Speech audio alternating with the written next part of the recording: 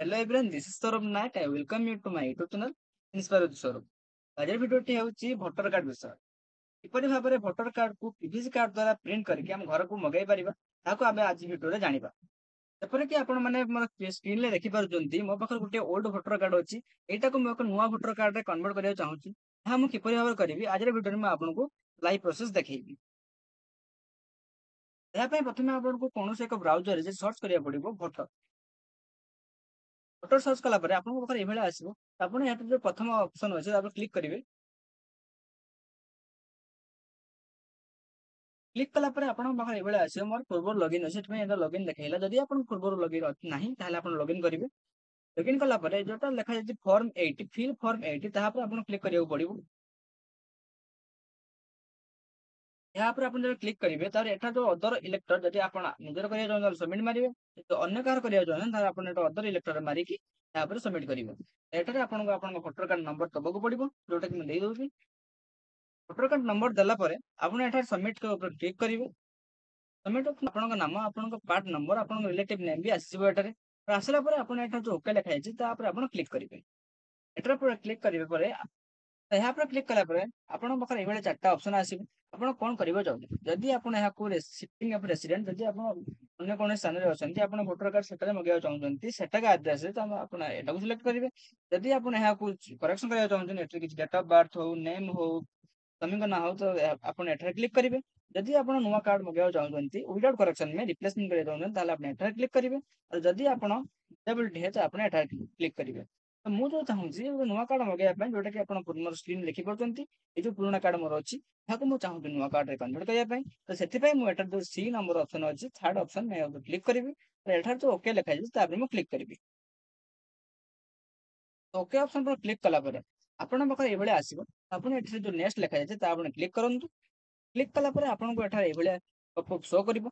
ଏଠାରେ ଆପଣ କଣ କରିବେ ନା ଆପଣଙ୍କ ଆଧାର ନମ୍ବର ଦେବେ, ଯୋଉଟା କି ଆପଣଙ୍କ ଭୋଟର କାର୍ଡ ଲିଙ୍କ ହୋଇନଥିବ। ଯଦି ଆପଣ ଏଠାରେ ଦେବେ ତାହେଲେ ତାହା ଭୋଟର କାର୍ଡରେ ବି ଲିଙ୍କ ହୋଇଯିବ।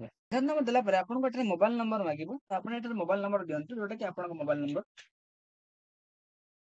ଦେଲା ପରେ ଆପଣ ଏଠାରେ ଇମେଲ ଆଇଡି ଦେଇପାରିବେ ନ ଦେଇପାରିବେ, କିଛି ଅସୁବିଧା ନାହିଁ ଏଠାରେ।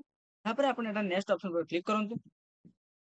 और ଏହା ପରେ ଆପଣ ଏଠାରେ ଡେଷ୍ଟୋର ଉପରେ କ୍ଲିକ୍ କରନ୍ତୁ। ଯଦି ଆପଣ ଏଠାରେ କ୍ଲିକ୍ କରୁଛନ୍ତି ତାହେଲେ ଆପଣଙ୍କୁ ଏଠାରେ ଏକ ପୋଲିସ ଏଫଆଇଆର କପି ଦବାକୁ ପଡିବ, ଯୋଉଟା କି ଆମେ କ୍ଲିକ୍ କରିବା ନାହିଁ।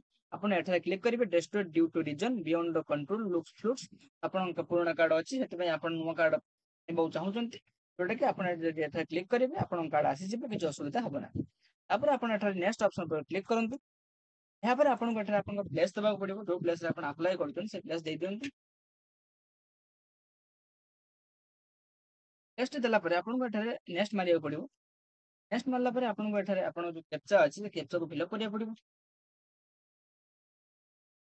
କ୍ୟାପ୍ଚାଟା ଫିଲ୍ଅପ୍ କଲା ପରେ ଆପଣଙ୍କୁ ଏଠାରେ ପ୍ରିଭ୍ୟୁ ଆଣ୍ଡ ସବମିଟ୍ କ୍ଲିକ୍ କରିବା ପରେ ମୋ ଏଇଭଳିଆ ଆସିଯିବ। ଆପଣ ଚାହିଁଲେ ଏହାକୁ ସବମିଟ୍ କରିପାରିବେ, ୟା ଯଦି ଭୁଲ ଅଛି ତାହେଲେ ଏଠାରେ କିପ୍ ଏଡିଟିଂ ମାରିକି ଏହାକୁ ଏଡିଟିଂ ବି କରିପାରିବେ। ଯେହେତୁ ମୋର କିଛି ଭୁଲ ନାହିଁ ତ ମୁଁ ଏହାକୁ ସବମିଟ୍ କରିବି। କିନ୍ତୁ ଆପଣ ଭାବୁଥିବେ ଏଠାରେ ଫଟୋ କାହିଁ ରହିଲାନି, କାରଣ ମୁଁ ଏଟା ଫଟୋ ଚେଞ୍ଜ କରିଦେଲିନି। ଏଟା ଯଦି କରେକ୍ସନ ମାରିଥାନ୍ତି ତାହେଲେ ଏଠାରେ ଫଟୋ ମୁଁ କରେକ୍ସନ କରିଥାନ୍ତି, କିନ୍ତୁ ମୁଁ ଏଠାରେ ମୋର ରିପ୍ଲେସମେଣ୍ଟ ୱିଦାଉଟ୍ କରେକ୍ସନ ମାରିଛି, ସେଥିପାଇଁ ମୁଁ ଏଠାରେ କୌଣସି ଫଟୋ ଏଡ୍ କରିପାରିବି ନାହିଁ। ସେଥିପାଇଁ ଆପଣ ଏଠାରେ ସବମିଟ୍ କରନ୍ତୁ। ସବମିଟ୍ କଲା ପରେ ଆପଣଙ୍କ ଏଇଭଳିଆ ଶୋ ହବ, ଆପଣ ଏଠାରେ ୟେସ୍ ମାରନ୍ତୁ। ଏହାପରେ ଆପଣଙ୍କ ଫର୍ମଟି ସବମିଟ୍ ହୋଇଯିବ। ଆଉ ତାହାପରେ ଆପଣ ଏଠାରେ ଡାଉନଲୋଡ୍ ଆକ୍ନୋଲେଜମେଣ୍ଟ ଅପସନ ଉପରେ କ୍ଲିକ୍ କରନ୍ତୁ और ଆପଣଙ୍କର ଯୋଉ ଆକ୍ନୋଲେଜମେଣ୍ଟ ସ୍ଲିପ୍ ତାହାକୁ ଡାଉନଲୋଡ୍ କରନ୍ତୁ।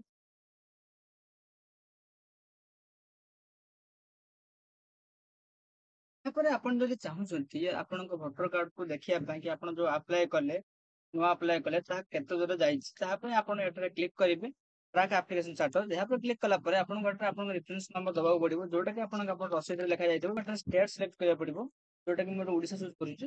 ଏହାପରେ ଆପଣଙ୍କୁ ଏଠାରେ ସବମିଟ୍ ଅପସନ ଉପରେ କ୍ଲିକ୍ କରିବାକୁ ପଡିବ। ଆଉ ଏହାପରେ ଆପଣଙ୍କ ପାଖରେ ଏଇଭଳିଆ ଦେଖେଇବ, ଯୋଉଟା କି ଆପଣଙ୍କର ରେଫରେନ୍ସ ନମ୍ବର ଦେଖେଇବ, ଆପଣଙ୍କ ଷ୍ଟେଟ୍ ଦେଖେଇବ, ଆପଣଙ୍କ ଫାର୍ଷ୍ଟ ନେମ୍ ଲାଷ୍ଟ ନେମ୍ ଦେଖେଇବ। ତ ଆପଣ ଯୋଉଟା କରିଥିଲେ ତାହା ବି ସବମିଟ୍ ହେଇଛି। ଏଠାରେ ଆପଣଙ୍କୁ ପ୍ରୋସେସ ଦେଖେଇବ। ଏହା ପ୍ରୋସେସ ହେବା ପାଇଁ ୱିଥିନ୍ 7 ଦିନରୁ 8 ଦିନ ଭିତରେ ଆପଣଙ୍କ ପ୍ରୋସେସ ହୋଇଯିବ, ତ ଆପଣଙ୍କ ଭୋଟର କାର୍ଡ ବନିଯିବ। ଏହାପରେ ଆପଣଙ୍କ ପୋଷ୍ଟାଲରେ ଏହା ୱିଥିନ୍ 2 ମାସ ଭିତରେ ଆପଣଙ୍କୁ ରିସିଭ ହବ। ତ ଏଇ ଥିଲା ଭିଡିଓ। ଥ୍ୟାଙ୍କ୍ସ ଫର ୱାଚିଂ।